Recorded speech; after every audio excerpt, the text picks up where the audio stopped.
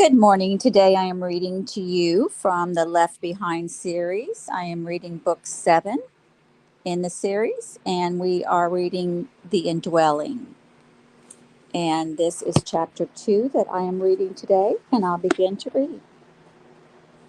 Beside the deck in her hangar office, David stood facing Annie and holding both her hands. "You're trembling," she said. "I thought you were," he said. "You're not as scared as I am?" "At least," she said. "What's going on?" He sighed. "I just got a call from a mortician in Baghdad. Says she was told to go through me for large purchases. She wants several liters of some sort of a plastic amalgam delivered to the palace morgue as soon as possible. For, I can only imagine, this stuff is used to make casts of faces, body parts, tire tracks, that kind of thing. But she wants enough to fill a tub the size of a whirlpool bath. She's going to make a cast of Carpathia's whole body." He shrugged. "That's my guess." "Whatever for?" She didn't sound too sure herself. She kept asking how much water would have to be added to how much solution, and if that would fill the stainless steel container. She also wanted to know how long I thought it would take that much solution to harden, how long it would remain pliable before drying, all that. Annie slipped her hands around David's waist and laid her head on his chest. "Someone's put her up to it. Maybe to make a replica of the body so they can make him look better lying in state." He pondered that. "I just wonder if they've heard about the prophecy of his resurrecting and want to keep the real body somewhere convenient just in case. They don't believe the prophecies, do they? How could anyone not by this time?" She looked up at him and shook her head. "What's going to happen around here when, it happens? Yeah, it's not going to be pretty. I can't wait to see what Dr. Ben Judah has to say about you know who when he's no longer really himself."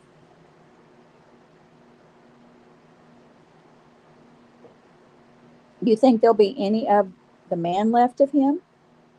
David cocked his head. "His body, sure.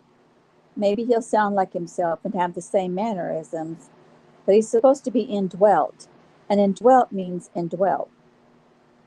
When I was promoted, I moved into the quarters of that director who was reassigned to Australia, remember?" "Yeah, it's the same place. Same walls, same bed, same lab, everything. It looks the same, but it's not. I'm the new dweller." She held him tighter. "I don't want to know the new dweller of the continent." "Well, it'll be no more Mr. Nice Guy."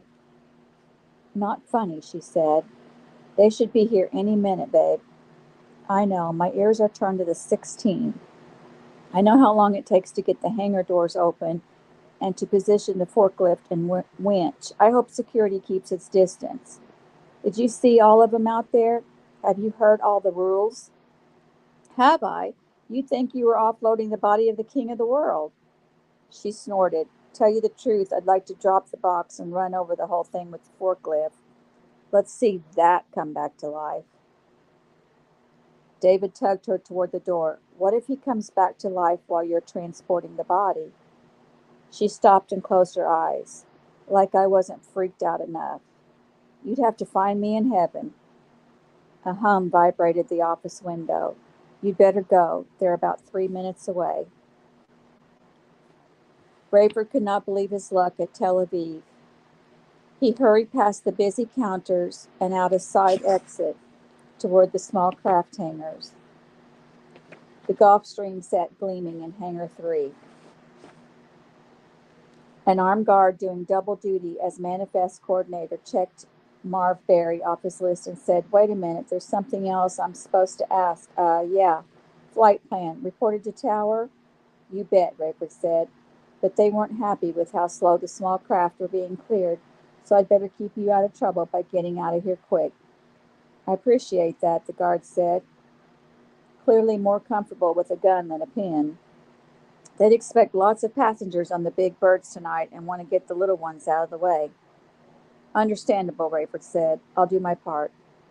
Wish I'd have been in Jerusalem tonight, the guard said, as Rayford circled the Gulf Stream during a quick pre-flight. Yeah? I'd have killed somebody, guilty or not. That's so?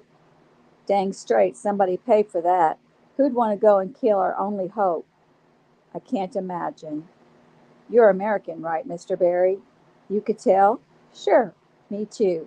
You don't say. Colorado, the young man said. Fort Collins. You? What are you doing here? Wanted gala duty. This is as close as I got. Hope for potent bodyguard, but I guess that's all political. Like everything else, Rayford said, pulling open the Gulfstream's door and steps. Need some help there, Mr. Barry? Got it, thanks. Where'd you say you're from? I didn't, Rayford thought. Kalamazoo, he said, mounting the steps and tossing in his bag. That's what, Midwest? Rayford hated the small talk, not to mention the delay. Only slightly less than the prospect of being detained and put to death. Michigan, he called out, pulling the door. Hang on a second, sir, the guard said. Squawk boxes for me. I gotta go, Rayford said. Nice talking to you. Just a minute, please, the young man said with a smile. Another minute won't kill you, will it? It just might.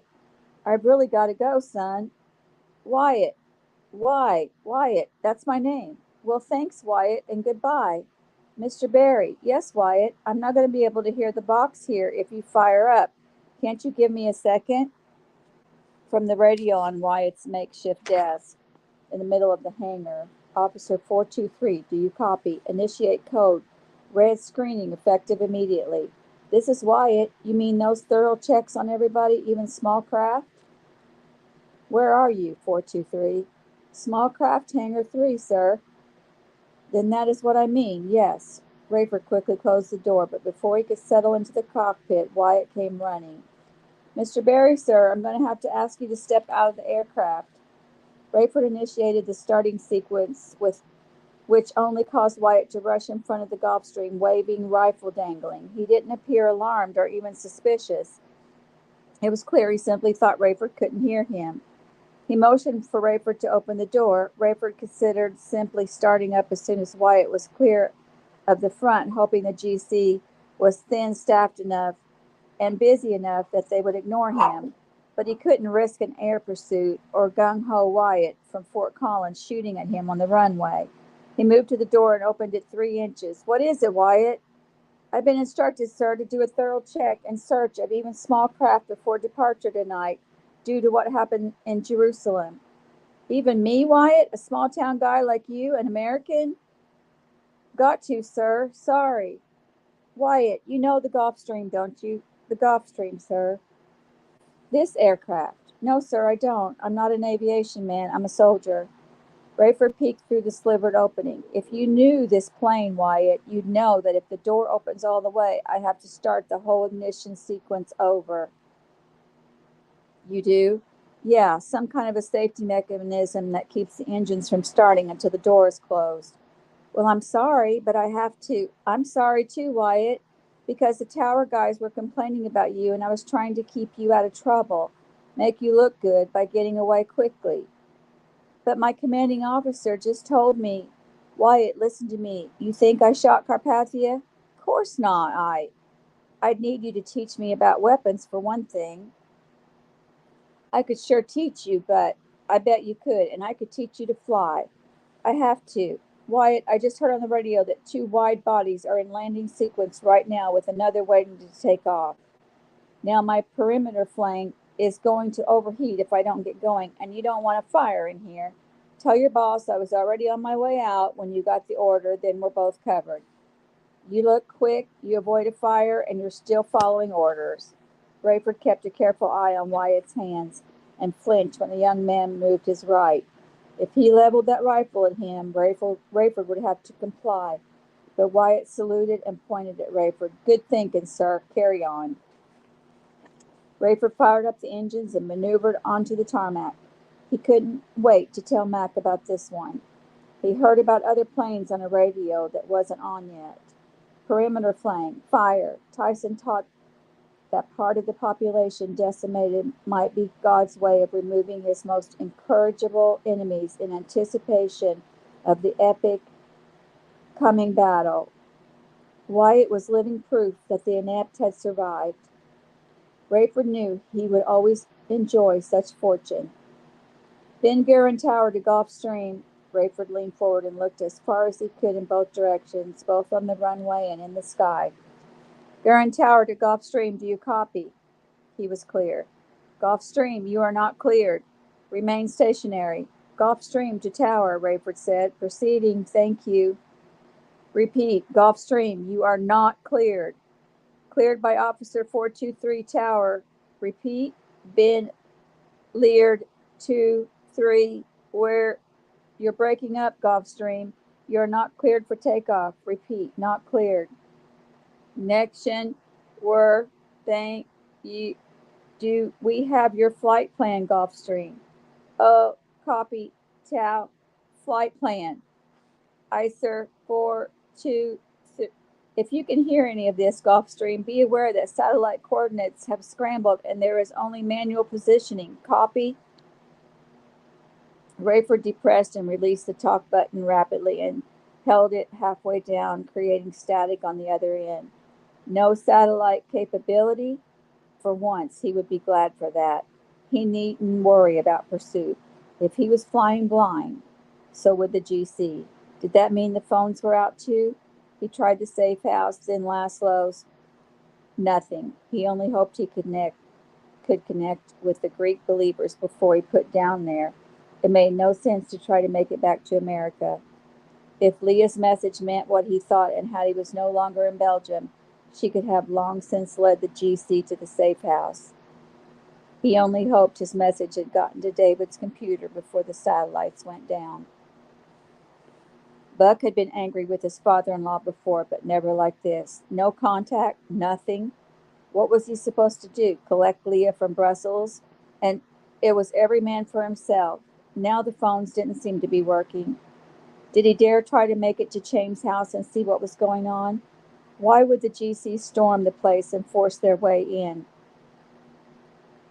Were they too looking for Chaim, and why? Buck knew somebody already had to have the old man. Someone had spirited him or his body from the gala site.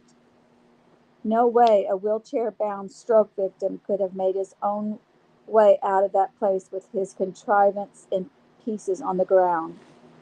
Buck took a cab to the small place he had once used as an Israeli safe home. No one he recognized was living there. He walked several miles into the darkness through rubble, never far from the cacophony of sirens and the flashing light shows of emergency vehicles.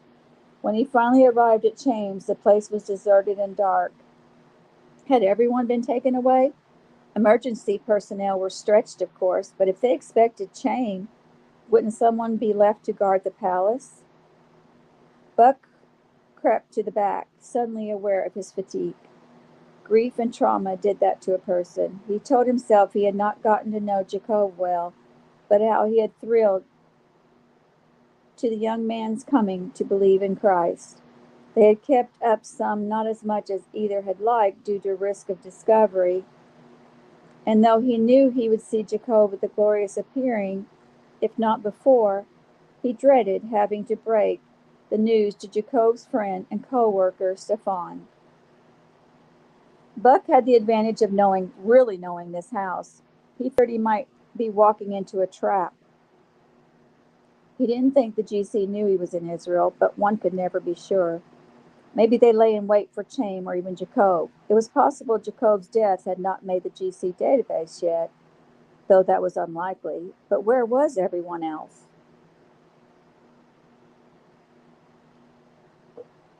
Buck found the back door unlocked, and he slipped in. A rechargeable flashlight was usually plugged into a socket near the floor. Behind the food preparer's table, Buck felt for it and found it, but he didn't want to test it until he was confident no one was waiting to ambush him. He took it into the pantry and waited until he shut the door to turn it on.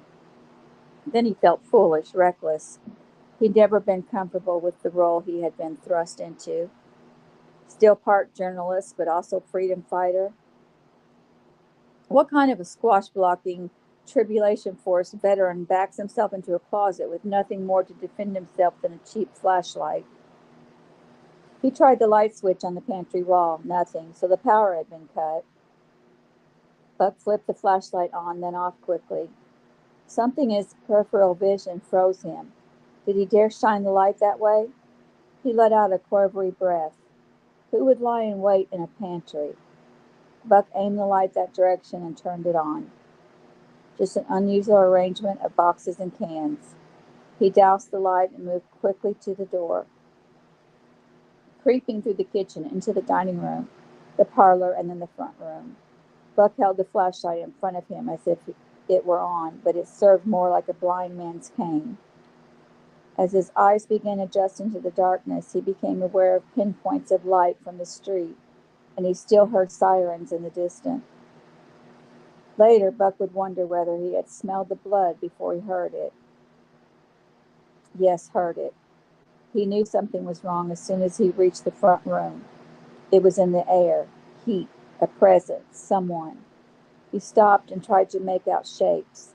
He felt his own heart, but something reached his ears more insistently even than that thumping. Dripping, drip, drip, pause, drip, drip, drip, from two sources. Part of him didn't want to know to see.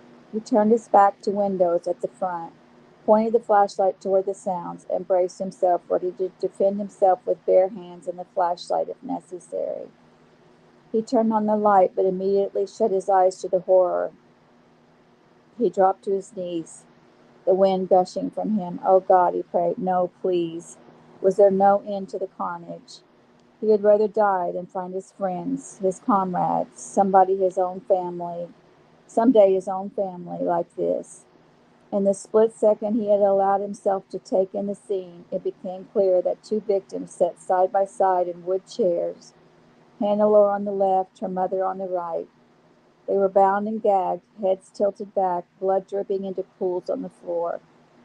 Buck did not want to reveal himself to anyone outside. Plainly, the scene was created to welcome someone home. Certainly, the perpetrators had no idea he would stumble upon it.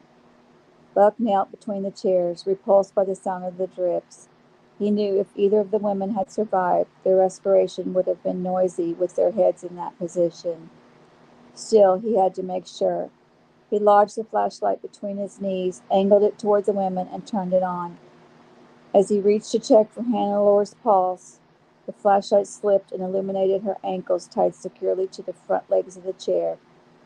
As he angled the light up again and tightened his knees to support it, he noticed her wrists tied behind her.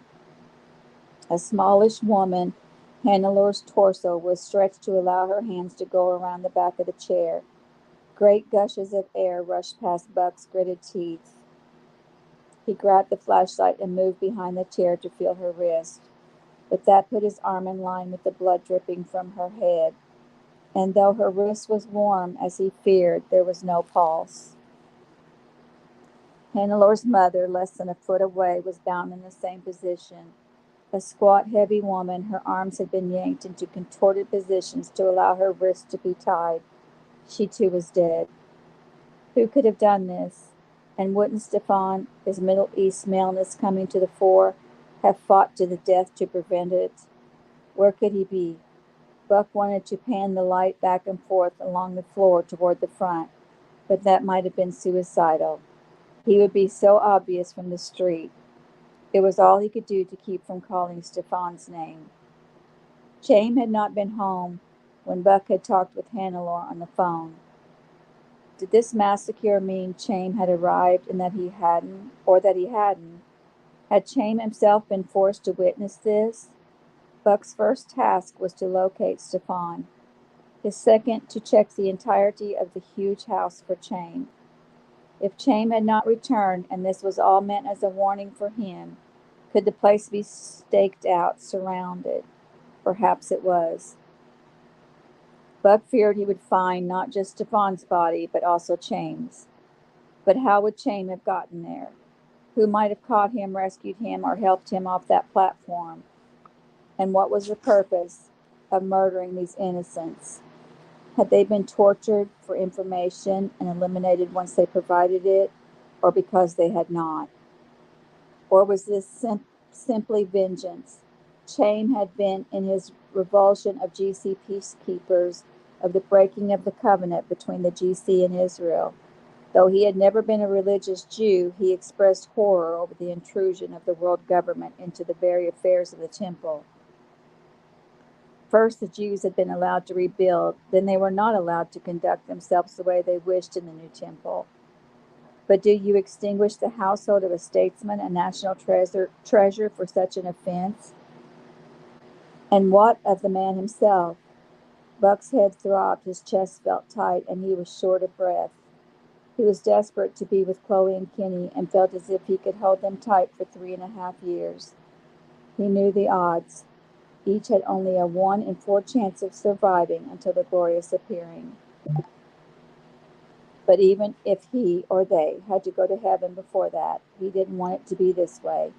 No one deserved this, no one but Carpathia. It had been a long time since David had suffered such carping.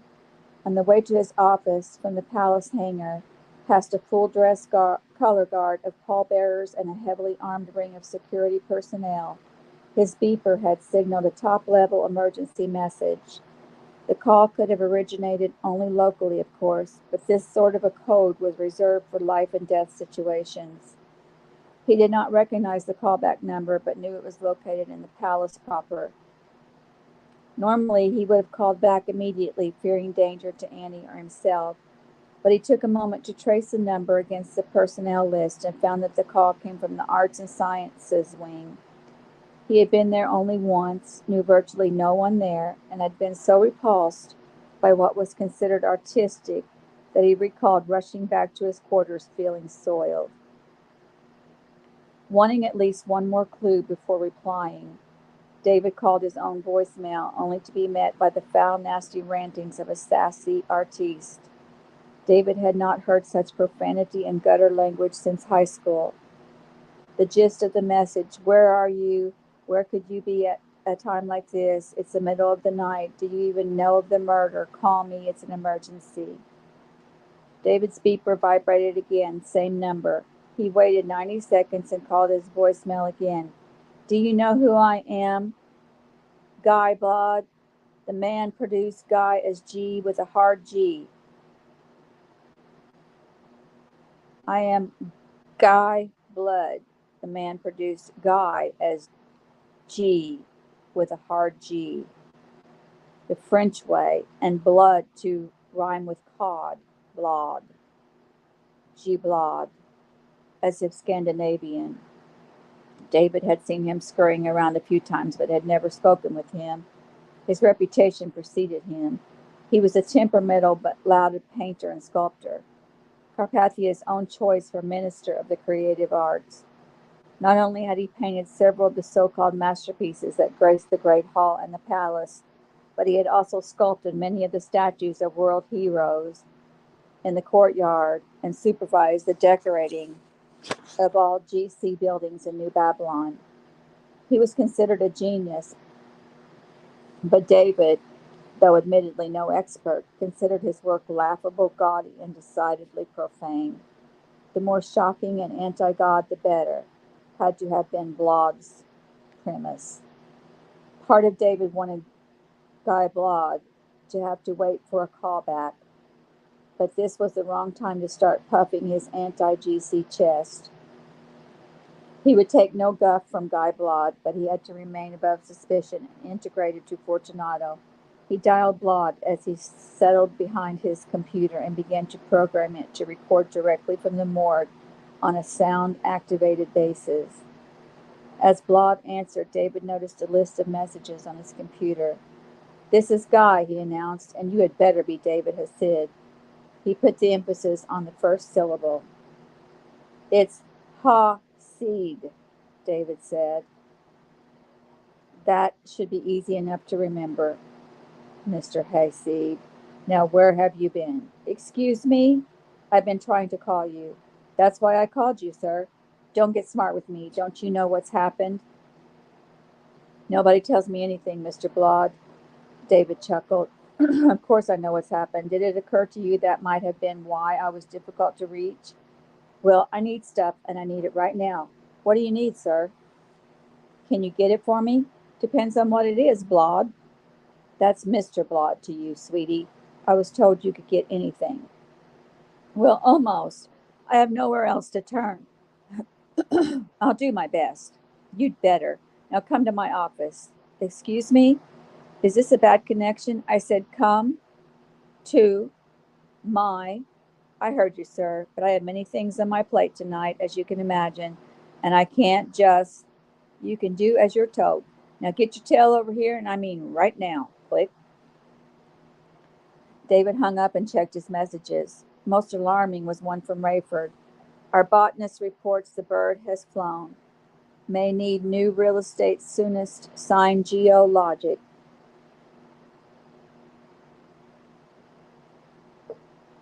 David squinted at the screen for several seconds, wishing he could call someone at the safe house or Rayford. He was tempted to put the satellite back in operation just long enough to do it, but he knew someone would discover that and he would have to answer for it. So Hattie was gone and the safe house was in jeopardy. He deleted the message and hacked his way into the mainframe database of abandoned, condemned, destroyed, and/or radioactive buildings in the Midwest. He looked at his watch when the phone rang. 6 minutes had passed. What are you doing? I'm sorry. Is this David Hasid? This is Director Hasid, yes. Do you know who this is? Yes, it sounds like Minister Blood. Haven't talked to you in ages. Good to hear from you again. That's Blood. And did I not tell you to get over here? Is this multiple choice? I believe you did. Then why are you not here? Let me guess. Because I'm here? Ah, listen here, you. Get over here this instant, or what? You're going to tell my mom? I don't recall being subordinate to you, sir. Now, if you have something you need me to procure for you and you have clearance from the Supreme Commander, a purchasing agent is not subordinate to a cabinet minister. Are you from Mars?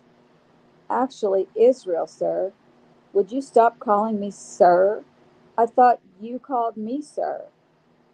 I mean, quit calling me that. What, sir? I'm sorry. I thought you were male. You stay right where you are, Director. I'll be right over. That wasn't so hard, was it, Guy? I mean, it's you who wants to talk with me, not the other way around. Click. And that is the end of chapter 2. And next we'll be reading chapter 3.